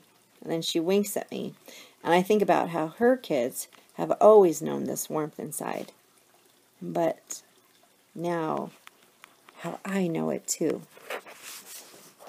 Mrs. Murphy is baking an apple pie. I know it's for me, and it's for a party. Not a good party, a going-away party. I never thought I'd have a reason to dread one of her apple pies, but I do now. I forgot to tell you this chapter is called Someone's Hero. The kitchen has been decorated by the boys. There's crepe paper tied and taped to everything, and Michael Eric made a giant sad face with huge blue tears. It's so easy for him to express that stuff. Before meeting the Murphys, it wouldn't have occurred to me to draw something like that for anyone. I take my spot on the counter, and Mrs. Murphy takes a green bean casserole out of the oven. And then she turns to me. "You need anything?" I shake my head, and then I say it. "You know, for the record, I don't really want to go. I mean, I'm happy that my mom is okay and all, but..." And her eyes are shiny now. "I know," she says, and she pats my knee. "I know." And she's biting the inside of her cheek as she turns. And she takes my favorite dish, which I now call Mrs. Murphy's famous chicken thingy, out of the oven. "I was hoping for lasagna," I say. And sadness turns to surprise for a second before she says, "Oh, be quiet." And then she hits me on the leg with the oven mitt. "Nice. Beaten up on the foster kid," I say, laughing. But then I remember that she, too, is a foster kid. So many things make sense now. Mrs. Murphy smiles, like part of her is missing. She leans in and she drops her voice. "You must remember, Carly Connors, you were a part of this family, and you will always be in my life, even if I'm not in yours." And I hear the words, but I hear it in her voice. My stomach, it twists, and I brush away a tear as soon as it leaves my eye. I can't remember anyone ever saying such a thing to me. I can't remember anyone else ever even looking at me like that. So deep and nice, right into the middle of me. She puts her hand on my knee. "You remember that. Promise me." And I nod, and I'm holding my breath because I'm afraid if I breathe, I'll lose it. "It's okay," she says, and my stomach muscles harden. "I just don't want the boys to see me blubbering," I say. She laughs out loud. "You mean that little drop of water?" I don't think that constitutes blubbering. Besides, they're used to me. They wouldn't even notice that. Oh, well, the doorbell rings. I answer it, and I find Tony wearing her pink Yankees hat. "Surprise!" she yells, and she smacks me on the arm and heads for the kitchen. "Hey, Mrs. Murphy," she says. "And hey to you. Hey, I like the hat." I'm so glad she's here. Mr. Murphy pipes up from the family room. "Loving the hat." "Yeah," Tony says. "I decided that the Yankees can overcome anything, even pink." "Well, you look nice in pink," I say. "You know, it sets off your eyes." "Don't torment me, Connors. Besides, pink would only set off my eyes if I were a vampire or something." I laugh at her. "I think you'd be more like one of those sweet white bunnies." "Watch yourself, Connors," she smiles. But her smile is actually sad underneath. Everyone comes to the table, and it gets loud. Mrs. Murphy's running around, pouring drinks. "Do you want me to help?" I say. "No, this is your night. You just relax." And she sits down at the table. "Jack, why don't we turn off the TV tonight? This is a special occasion." He stands. "It's okay," I say. "It would seem weird without the game on." "You're something special, Carly," he says, and he gives me a wink. But Julie's right. He turns off the TV, and then he comes back and pulls up his chair. "So, who wants to say grace tonight?" Michael Eric yells, "Me, I'll do it." "Okay then, Michael Eric, take it away." So we all hold hands, and I think of the first night that I did this here, how I prayed to leave then, and now I'm praying to stay. "Dear God," Michael Eric begins, "thank you for our food and toys and baseball and stuff, and please let the Red Sox win so Daddy isn't so crabby, and please let us keep Carly here. If you can't, or if you're busy and stuff, then I guess I'll just ask Santa Claus. Amen." Tony looks sad, And Adam asks, Mom, would Santa leave Carly under our tree? I don't think Santa can give a person for Christmas, honey, Mrs. Murphy says, but she's still holding my hand from the prayer. Well, Santa can do anything, Michael Eric says. His mouth is already full of food. You're a piece of work there, Michael Eric, his dad says. You know, I think God broke the mold when he made you. Daniel answers, yeah, broke it over his head. Shut up, Michael Eric yells. Now, their mom says, and she gives my hand a firm squeeze and then lets go. After we finish dinner, Mrs. Murphy produces 2 apple pies. She hands me a serving fork and puts the whole pie in front of me. I know.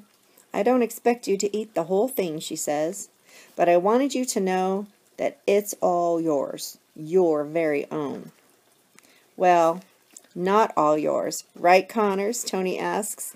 Being the friend that I am, I'll help you. So Tony and I work on one pie while the Murphys work on the other. Hey, Carly, Daniel says, remember when Mom made cupcakes and one was missing? And remember how Michael Eric told everyone he didn't take it, but he had chocolate frosting all over his neck? Everyone starts to laugh. And what about that wicked pickup game Daniel and I had with those guys who used to give him a hard time, I say. Daniel smiles. Oh, wait. The best was you teaching Jimmy Parton a lesson. And Michael, Eric, and Adam go nuts. Uh-oh. Wait, what's this about Jimmy Parton? Mr. Murphy asks. As I try to say that, oh, it was nothing, Michael Eric says, well, he was being a jerk face, and so Carly hung him up in a tree. Mrs. Murphy is wide-eyed. You hung him in a tree? And I blurt out, it was just by his overall straps. He was fine. And would it help if I said that he deserved it? Tony says, well, it would help me, sure. Me too, adds Mr. Murphy. Mrs. Murphy shakes her head. I think I'm glad that I didn't know about that. So that's why he leaves Michael Eric alone these days? I nod.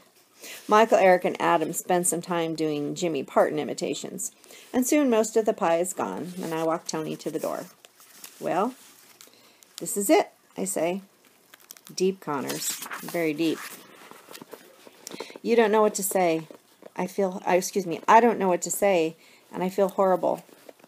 Yeah, me too. And Tony stuffs her hands into her pockets. Hey, tell Raynor that I'll miss him. And I start laughing. Yeah, Raynor's back to himself. He told me that you'll never be anything but a roll stuffer. He's such a simp. And I laugh, wondering if she knows how much I'll miss her. I put my life on the line, and I step up and I give her a hug. She gives a stiff hug back, but pulls away quick. One more thing, Connors, because I want you to remember me. And she steps outside, jumps into the bushes, and comes up with a wrapped box. And she holds it out. A present? Really? And I don't hesitate to open it. And inside is her crazy embroidered New York jacket. Oh, I can't take this, Tony. It's your favorite jacket. That's precisely why you need to take it. And I know I should force her to keep it, but I'm really happy to have it. Not only the jacket, but the memory of her holding it out to me, looking miserable and like it's Christmas, all at the same time. Here's the other one, she says, handing me a new Wicked CD. I smile. Track 18, Connors. It's all about track number 18. I bend over and I unlace my high tops. Here's a good part, guys. I always like parts that have to do with shoes for some reason. I bend over and I unlace my high tops. What are you doing? She asks. I look up. You have to take these. Some trade, Connors. Sneakers. So disgusting they can probably walk by themselves. And she laughs. So I was thinking, Tony, I tell her, someday you could be Elphaba on stage in New York. And when that happens, I'll be there to see you. Really? She asks. You think so? Me? Elphaba in New York? Yeah, and I promise I'll come, I tell her, because we'll be friends until we're old and deaf and blind and crippled. Wow, Connor, she says. You sound like you're going to be a real blast. And we both laugh. And then she hugs me fast and hard, and then she turns, and then she runs out and across the grass with my high tops under her arm. And I dread how much I'm going to miss her. Putting on her New York jacket, I walk back into the kitchen, and I must look miserable because Mrs. Murphy comes over and she rubs my back, and then she says, "Hey, I've got something for you too." And she hands me the gift, but as soon as I see it, I know what it is. When I reached for it this morning to add my 80th tally, it was gone. I peel the paper off and I draw my fingers over the letters that spell, you guys predicting yet? Be someone's hero. Do you remember that? First day in that room. And then I flip it over and I look at all the tally marks that I'd written on the back. "Yeah, I noticed that," she says. "I can't imagine why that's there." I half smile, thinking about how it started as a tally of days in captivity, and now it feels like a tally of days at home. I look up at Mrs. Murphy and I say, "Thank you," wishing that I could say something more, something so perfect that she'd remember it forever. So I step up to her, a little afraid, and I rest my head on her shoulder and I give her a hug, and I say, "Thanks for the present. I'll take it as a sign." She laughs. "Oh, what a clip you are with that sense of humor of yours," and she squeezes a little harder. "You know, sometimes I think it's me who should thank you." "You mean once I stopped picking fights with waiters and stuffing rolls behind the cushions?" She laughs again. "Oh, let's not resurrect that memory." So I step back and I look at my sign again, and I feel the smoothness of the wood. I've been thinking about what we're talking about, you know, about college, and I look her right in the eye. I'll get there. I'll try hard. I'll try hard to be someone's hero. "Oh, Carly," she says, "you already are." I think we're getting there, guys. Chapter 50. Okay, what are we? An hour and 43 minutes in. I didn't think it would take this long. I thought we'd be done in like 30 minutes. A great and terrible thing. I've packed the suitcase that Mrs. Murphy said I could keep because you never know when you'll need a good suitcase, she says. But I'm hoping that I don't need one for a while. And then there's a soft knock on the door, and a sadness washes over me, along with the understanding that this is it. I'm really leaving them. "Come in," I say, and the door opens, but I can't turn around. "Carly?" It's Daniel. And he comes in, and he's holding his Celtics basketball, and he steps up to me, and he holds it out. "I'm sorry, Daniel. I don't think we have time to play now." "Well, I want you to take it." "Why?" "Because, well, those losers in Las Vegas probably don't sell Celtics basketballs. And who do you root for out there? What, the Utah Jazz? I mean, I'd rather go to jail." We shuffle our feet, looking to fill the silence. "It was really nice that you helped me, Carly. I know I wouldn't be playing this good if you hadn't helped me, and, well, I'm sorry I was a jerk to you." "Well, I actually understand. I was a jerk too, so don't sweat it." He nods. "Hey, if your mom ever lets you online, you look me up, okay?" And he has this funny expression. "I heard my mom tell my dad that we're not supposed to contact you." And I let out all of my air. He smiles. "But I will anyway." "Good." And I swallow hard, and he hands me the ball. "Here, I signed it for you." I spin the ball over, and I see written in black in this crooked cursive, "Carly, thanks for everything. Dan the Man Murphy." And I don't know what to say, but I do worry that if Daniel can get me feeling all blubbery, well, then the rest of them are really going to kill me. I can sense his mom in the doorway without even looking. "Carly, honey, it's time to go." Honey. I pick up my bag. I walk toward the door, but I just can't look at her. But my arm brushes her as I go. "I may decorate my room like this at home. I think I'd like that." "Is that so?" she says. but she sounds kind of far away. And I reach the stairs, and I know that it's 13 steps to the bottom. And at the bottom of the stairs, Michael Eric is holding Mr. Longneck under his arm. He and Adam became attached to my legs, so I get down on my knees. Here, Adam says, and he's holding out a Matchbox car. Daniel was going to give you a present, and I wanted to too. So I take the Matchbox car from him. Thanks, Adam. Are you sure you want to give it away? It's broken anyways. I crack up. Thanks. I hold out my hand. He slaps me a 5. I give Michael Eric a hug. Hey, bud. Thanks for teaching me to play superheroes. I had a really great time with you. I don't have a present for you, he says sadly. What are you talking about? I'll always remember the great times we had playing superheroes. You just keep those bad guys in line, okay? He nods and I wrap him up, and I have a hard time letting him go. Mrs. Murphy looks at Jack and points at the boys, and then she moves her head to the side, and he understands her hint, and he says, all right, guys, leave your mom. Sorry, my cat is sitting right on my lap, and she just kicked me with her leg. Okay, guys, leave your mom alone for a few minutes. And he gives me a stiff hug and messes up my hair the way he hugs his boys, and I know that it's a compliment.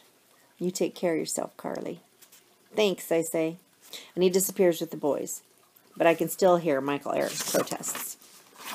Oops, hang on. Too many pages. All right. Mrs. McAvoy is waiting in her car outside, Mrs. Murphy says. I just nod.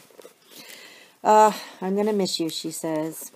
Looking at her and knowing this is it, I feel like a piece of me dies. Me too. I mean, I'll miss you too, and thanks for everything. You're very welcome. No, I mean it. Everything. She nods, biting the inside of her cheek. She opens the front door. How many of you do that when you're trying not to cry? Like you bite the inside of your cheek, like. She's biting the inside of her cheek, and she opens the front door. And thanks again for the sign, I say. I really love it. She nods again, and she's trying not to cry, I think. And I'm not sure if I want her to lose it or not, as I say, you've been mine, you know. Huh? What do you think she means? I'll give you a minute. My wet. You've been mine, you know. My hero, I mean. How many of you guessed that? She pulls me in and kisses me on the cheek. And she holds my face right in her hands. And I force myself to look in her eyes because I really want to remember this. I have to remember this. Carly, I know that you'll be fine.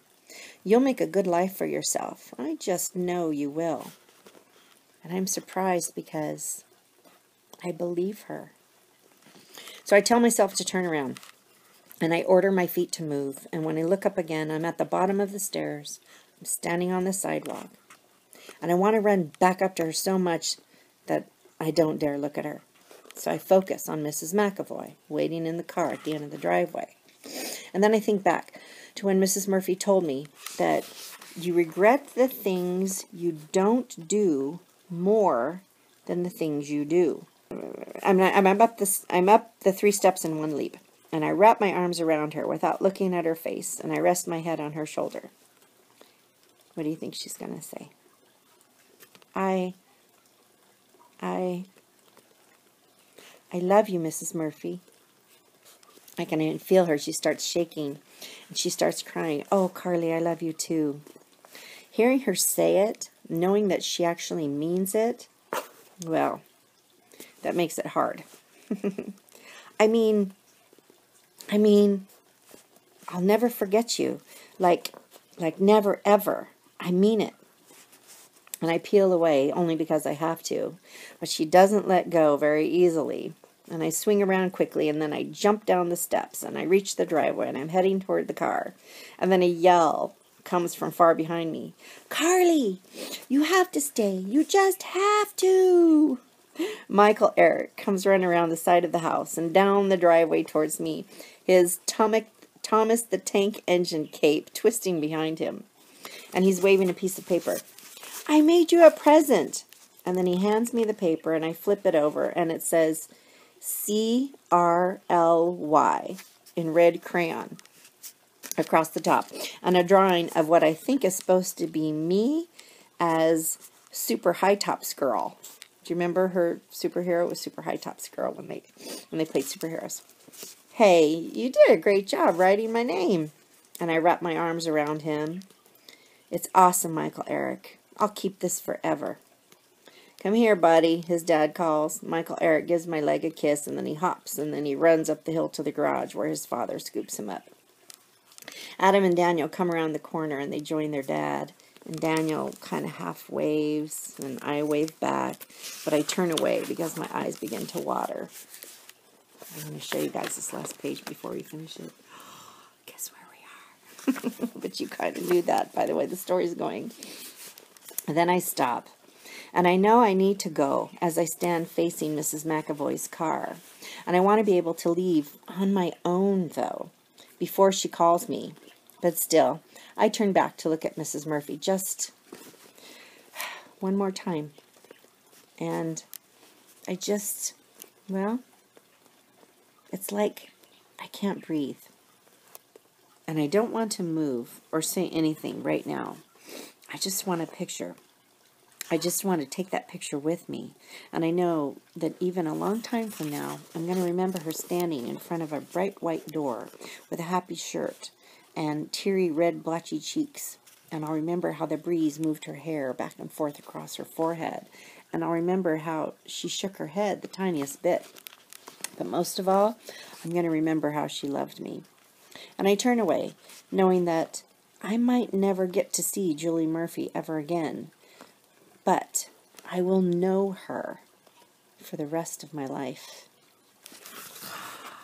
We did it. Can you believe that? And now you know,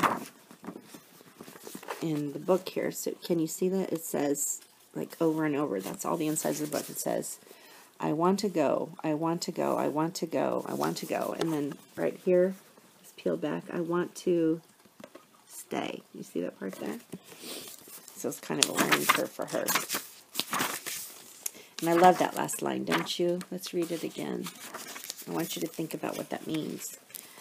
She wants this picture. I'll remember how she loved me. And I turn away knowing I might never get to see Julie Murphy ever again. But I will know her. You know what she means? I will know her. So I think that's really kind of deep. I will know her for the rest of my life. There was something in here I think I wanted to share with you guys. Just everyone who she's thanking. No, I guess that's it. For the talented Erin Murphy. Oh, my affection and gratitude for the talented Erin Murphy, who, besides having the most perfect name ever, believed in this book and its author. You're the best, Murphy. You really are. So she kind of picks names, I think, of people that she knows. Anyway, that's kind of neat. But yeah, so did you guys like that story? I did. I can't believe we finished it. Wow, an hour for the first video, 57 minutes for the second one. That's kind of a long time. So part of it has to be edited out. The part where I sneezed, made my eyes water, a little sneezing, right? All right. Well, guys, I'm going to be posting a few more videos. You know, it's just a different time right now. It's kind of weird. I hope everyone's staying safe and healthy. Look at, I made masks. See, I got a mask for me to wear. And I hope you are too. And most of the other books that you'll see me posting are not going to be novels. It's just going to be some picture books and fun stuff. I might do another novel. And you guys can watch it at your own leisure now. So it's not like we only have, 12 minutes and then you got to go check out books or anything. So anyway, I'm really sorry I won't be able to do that with you guys the rest of the year. I kept hoping something would change, but it doesn't look like it is. So you guys hang tough. You keep reading. Your teachers are here for you to make sure you guys still learn what you need to learn to get ready for 7th grade. And we will be back in school one day. Not this year, but next year. You guys can always swing down by DeMille and come see us, you know. We'll all be there. But we all got to do what we got to do right now to get through this and make everybody safe. And we'll all be okay. All right? All right. This is Mrs. Ferguson from my house. I was going to show you my cat, but she took off running. Oops. I want to say over and out. I'm kind of learning this technology stuff kind of as we go. I'm proud of myself. Before, all I could do was text and take pictures. All right. You guys take care. I miss you. I'll see you later. Bye.